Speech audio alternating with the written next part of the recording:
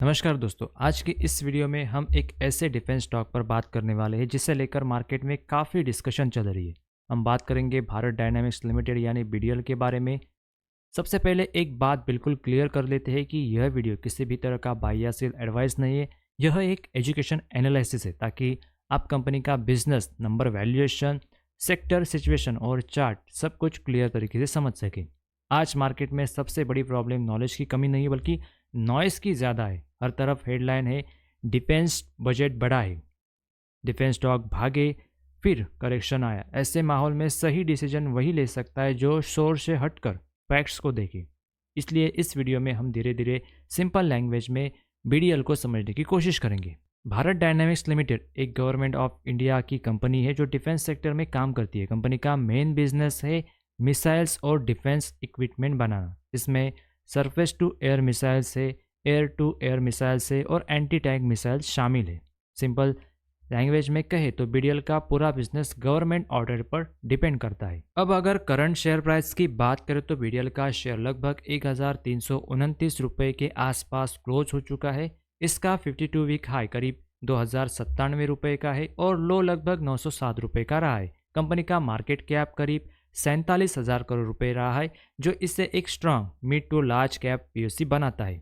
अब आते हैं वैल्यूएशन पर, जो सबसे इंपॉर्टेंट पार्ट है। बीडीएल का पी रेशियो लगभग 83 के आसपास है, जबकि इसी सेक्टर का इंडस्ट्री पी लगभग 56 के आसपास है। इसका मतलब साफ है कि शेयर चीप नहीं है। मार्केट ने ऑलरेडी फ्यूचर ग्रोथ को प्राइस में इंक्लूड कर लिया है।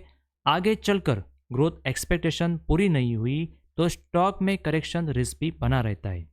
कंपनी का आरओसी यानी रिटर्न ऑन इक्विटी लगभग 14 के आसपास है। आरओसी लगभग 19% के आसपास है।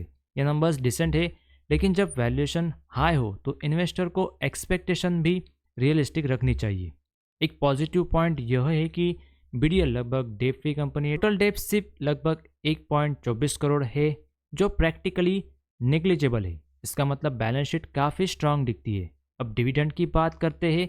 बीडीएल डिविडेंड देती है, लेकिन डिविडेंड यील्ड सिर्फ 0.3% है। यानी यह स्टॉक इनकम इन्वेस्टर के लिए नहीं, यह ज़्यादा उन लोगों के लिए है जो लॉन्ग टर्म ग्रोथ को देख रहे हैं। अब सबसे इंपॉर्टेंट सवाल, बीडीएल का फ्यूचर किस पर डिपेंड करता है। कंपनी का परफॉर्मेंस सीधे defence budget, government policy, order execution और एक्सपोर्ट पर निर्भर करती है। अगर डिफेंस स्पेंडिंग बढ़ाती है और एक्सपोर्ट ऑर्डर आते हैं तो कंपनी को फ़ायदा मिलेगा, लेकिन अगर ऑर्डर्स डिले हुए तो रेवेन्यू और प्रॉफिट दोनों पर इम्पैक्ट पड़ सकता है। इसलिए ये समझना ज़रूरी है कि बीडीएल एक स्ट्रेटेजिक बिजनेस है, लेकिन वैल्यूएशन लेवल पर रिस्क मौजूद है। ये स्टॉक उन इन्वेस्टर के लिए ज़्यादा सस्टेनेबल है जो डिफेंस सेक्टर को समझते हैं और लॉन्ग टर्म पॉलिसी साइकिल को ट्रैक कर सकते हैं, ना कि सिर्फ शॉर्ट टर्म प्राइस मूवमेंट देखकर डिसीजन लेने वालों के लिए ये बीडीएल स्टॉक नहीं है। तो ओवरऑल कंक्लूजन यही है कि बिजनेस स्ट्रांग है, बैलेंस शीट क्लीन है, सेक्टर इंपॉर्टेंट है, लेकिन वैल्यूएशन कंफर्टेबल नहीं है। बिना प्रॉपर अंडरस्टैंडिंग के सिर्फ डिफेंस थीम देखकर इन्वेस्टमेंट करना लॉजिकल अप्रोच नहीं माना जा सकता। अब तक हमने बीडीएल का बिजनेस और वैल्यूएशन समझा। अब कंपनी के पॉजिटिव और रिस्क को शॉर्ट में देखते हैं ताकि पिक्चर और क्लियर हो जाए। सबसे पहले पॉजिटिव की बात करते, बीडीएल ने अपना डेप्ट काफ़ी हद तक रिड्यूस किया है और अभी कंपनी ऑलमोस्ट डेप्ट फ्री है। डिफेंस सेक्टर जैसे लॉन्ग साइकिल बिजनेस में लो डेप्ट एक बहुत बड़ा प्लस पॉइंट होता है, क्योंकि इसमें इंटरेस्ट बर्डन नहीं रहता और बैलेंस शीट स्ट्रांग रहती है। कंपनी ने पिछले कुछ समय से healthy dividend pay out maintain किया है, जो करीब 35-37% के आसपास है। डिविडेंड यील्ड भले ही लो हो, लेकिन पे आउट कंसिस्टेंसी गवर्नेंस के लिहाज से पॉजिटिव मानी जाती है। अब रिस्क की बात करते, सबसे बड़ा प्रॉब्लम वैल्यूएशन है। बीडीएल का स्टॉक अपनी बुक वैल्यू से करीब 11 गुना पर ट्रेड कर रहा है, जो क्लियरली एक्सपेंसिव जोन में माना जाता है। हाई वैल्यूएशन तभी जस्टिफाई होती है जब ग्रोथ स्ट्रांग हो। यहीं पर दूसरा इश्यू आता है। पिछले करीब 5 सालों में कंपनी की सेल्स ग्रोथ सिर्फ 1.5% रही है, जो एक्सपेक्टेशन के हिसाब से वीक है। ग्रोथ स्लो रही है और वैल्यूएशन हाई है। ये कॉम्बिनेशन रिस्की होता है। इसके अलावा अर्निंग्स में भी लगभग 400 करोड़ रुपए की ओदर इनकम शामिल है, यानी पुराना प्रॉफिट कोर बिजनेस से नहीं आ रहा है। एक और पॉइंट्स है, वो है डिबिटर से। कंपनी को पेमेंट्स मिलने में अब करीब 90 दिन लग रहे थे, जो पहले से ज़्यादा है। इससे वर्किंग कैपिटल प्रेशर बढ़ता है। तो शॉर्ट कंक्लूजन यही है कि बीडीएल बिजनेस वाइज स्ट्रांग है, और स्ट्रैटेजिकली इंपॉर्टेंट कंपनी है, लेकिन वैल्यूएशन और ग्रोथ मिसमैच रिस्क क्रिएट करता है। अब बीडीएल को अकेले देखना काफ़ी नहीं है। रियल क्लैरिटी तब आती है जब हम इसे पीयर कंपनीज के साथ कंपेयर करते हैं, यानी उस डिफेंस और एरोस्पेस की दूसरी कंपनियों से।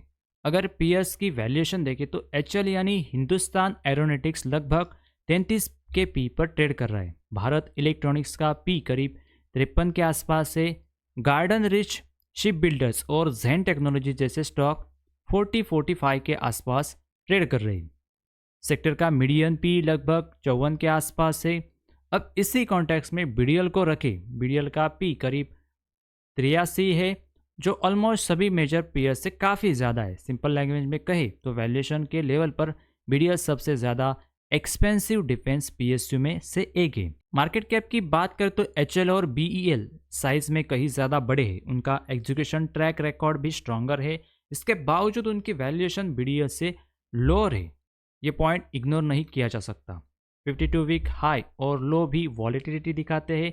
बीडीएल का हाई करीब 2096 है और लो लगभग 907 का रहा है, यानी स्टॉक में प्राइस स्विंग शार्प रहे।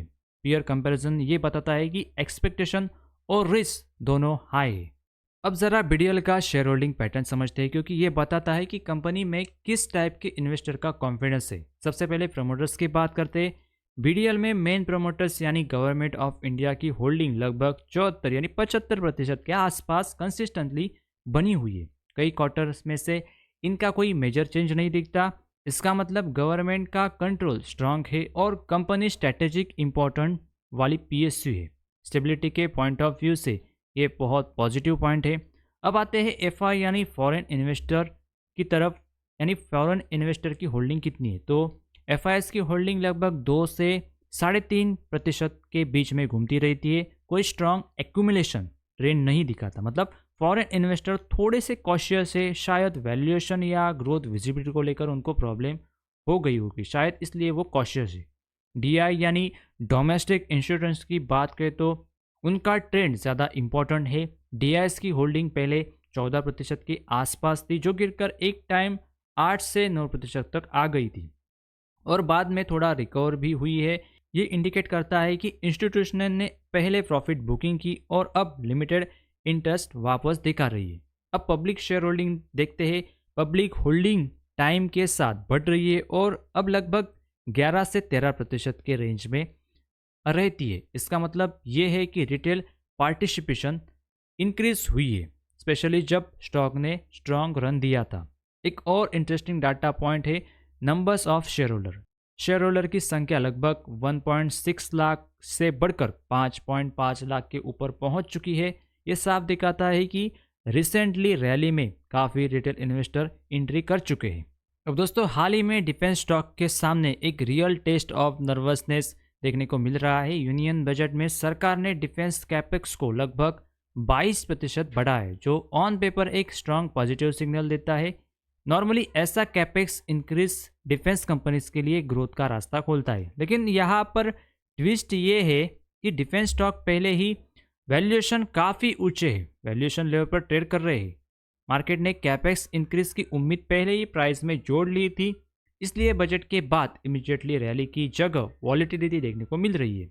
सिंपल शब्दों में कहे तो गुड न्यूज़ आई है, लेकिन स्टॉक प्राइस पहले ही भाग चुके थे। ऐसे में अब मार्केट हर कंपनी से एक्चुअल एग्जीक्यूशन और नंबर्स देखना चाहती है। सिर्फ अनाउंसमेंट से काम नहीं चलेगा। इन कॉन्टेक्स्ट में कुछ स्टॉक रिलेटिवली बेहतर पोजीशन में माने जा रहे हैं। भारत इलेक्ट्रिक यानी बीईएल, हिंदुस्तान एरोनॉटिक्स, एचएल और माझगांव डॉक को टॉप पिक्स कहा जा रहा है, क्योंकि इनका ऑर्डर बुक स्ट्रॉन्ग है, एग्जीक्यूशन ट्रैक रिकॉर्ड बेहतर है और वैल्यूएशन भी बाकी डिफेंस स्टॉक के मुकाबले ज़्यादा रीजनेबल मानी जा रही है। इसका मतलब ये नहीं कि बाकी डिफेंस स्टॉक खराब है, बल्कि ये सिग्नल है कि अब सेक्टर में सिलेक्टिव इन्वेस्टिंग का फेज चल रहा है। हाई वैल्यूएशन वाले स्टॉक में मार्जिन ऑफ सेफ्टी कम है और थोड़ी भी डिसअपॉइंट पर शार्प करेक्शन आ सकता है। तो ओवरऑल टेकअवे साफ है कि डिफेंस कैपेक्स ग्रोथ एक लॉन्ग टर्म पॉजिटिव है, लेकिन शॉर्ट टर्म में डिफेंस स्टॉक को वैल्यूएशन और परफॉर्मेंस दोनों का टेस्ट देना होगा। अब सिर्फ थीम नहीं, कंपनी स्पेसिफिक फंडामेंटल्स मैटर करेंगे। अब दोस्तों हाल ही में बीडीएल के क्वार्टर थ्री के कंपनी ने रिजल्ट पेश किए थे। कंपनी का net profit year on year basis पर करीब 50% से गिर चुका है, यानी लगभग 72 करोड़ रुपए रह गए। सिंपल लैंग्वेज में समझे तो पिछले साल की सेम क्वार्टर के मुकाबले इस बार प्रॉफिट आधा रह गया है। यह गिरावट हेडलाइन में शॉकिंग लगती है, लेकिन इसके पीछे का कॉन्टेक्स्ट समझना बहुत ज़रूरी थी। सिर्फ प्रॉफिट नहीं बल्कि कंपनी का इबिडा मार्जिन भी गिरा है। इबिडा का मार्जिन मतलब होता है कोर बिजनेस की ऑपरेटिंग प्रॉफिटेबिलिटी। मार्जिन गिरने का साफ संकेत यह देता है कि कॉस्ट बढ़ी है, या एग्जीक्यूशन एफिशिएंसी वीक रही है, या फिर रेवेन्यू मिक्स उतना फेवरेबल नहीं था। डिफेंस कंपनी के केस में एक इम्पॉर्टेंट बात यह होती कि रेवेन्यू और प्रॉफिट्स क्वार्टर टू क्वार्टर बहुत अनइवन हो सकते हैं, लेकिन लॉन्ग टर्म में इनका यानी ईयर ऑन ईयर परफॉर्मेंस अच्छा होना चाहिए। लेकिन ईयर ऑन ईयर परफॉर्मेंस इस कंपनी का खराब रहा है, लेकिन इसका मतलब ये नहीं कि रिजल्ट इग्नोर कर दिया जाए। हाई वैल्यूएशन के एनवायरनमेंट में मार्केट क्वार्टरली परफॉर्मेंस को ज़्यादा सीरियसली लेती है।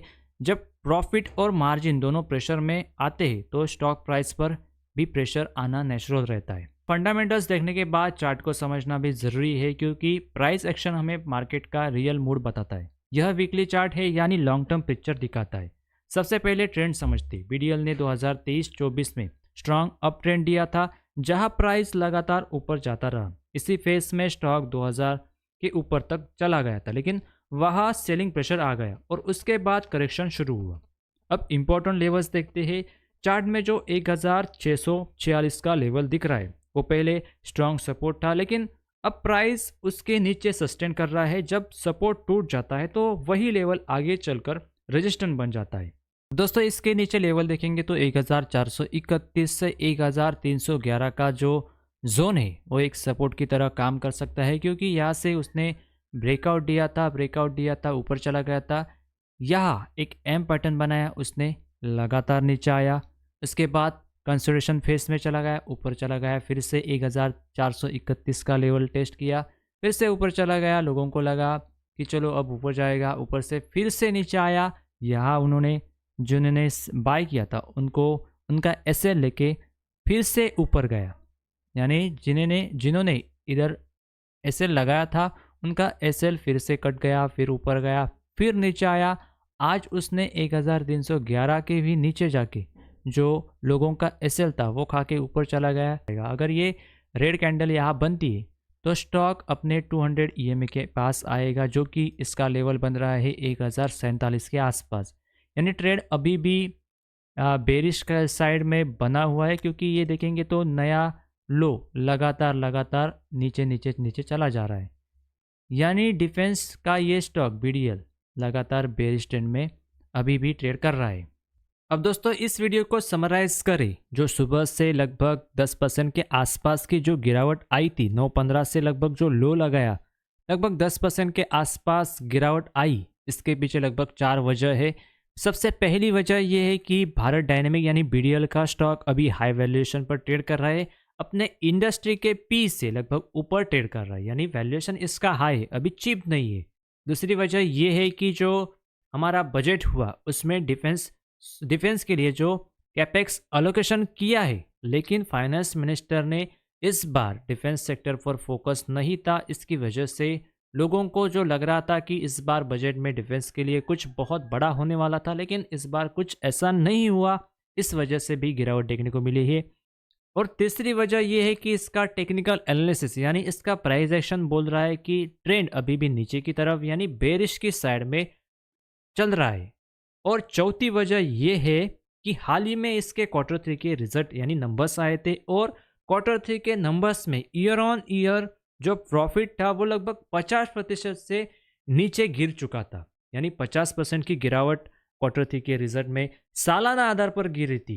यानी बीडीएल जैसे बहुत बड़ी डिफेंस की जो बहुत मिड कैप की कंपनी है, इसके पास ऑर्डर बुक होने के बावजूद भी इसका रेवेन्यू में गिर जाना कहीं ना कहीं कंफ्यूजिंग और दिमाग हिलाने वाली बात है। क्योंकि इतनी बड़ी कंपनी होने के बावजूद, अगर ऑर्डर इतनी बड़ी होने के बावजूद भी अगर कंपनी का प्रॉफिट इतना 50% टूट जाता है तो कहीं ना कहीं इस कंपनी में गड़बड़ है। तो दोस्तों ये थी आज की वीडियो।